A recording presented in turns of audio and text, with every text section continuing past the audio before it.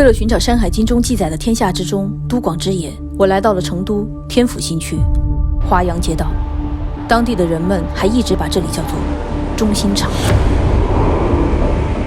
《蜀王本纪》有说，蜀王本至广都返乡，喜居成都。这里的蜀王说的是开明氏鳖灵，也就是从帝。而那时候起，广都就已经非常繁华，和成都、新都并称三都。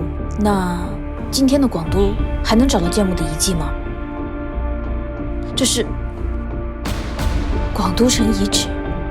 华阳国志·蜀志中描述蜀地，其山林则余，园柚瓜果，四节带树，弥不有焉。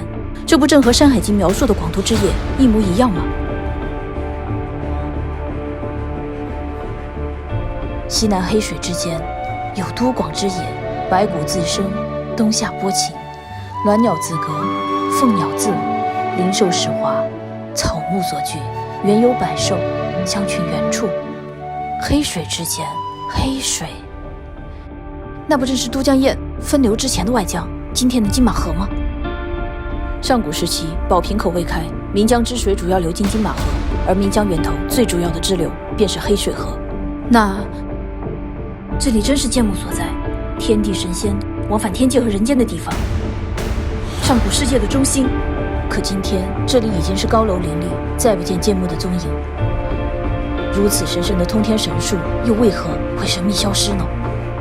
三星堆的考古学家有说，青铜神树出土时是数百块碎片，而且明显有打砸破坏的痕迹。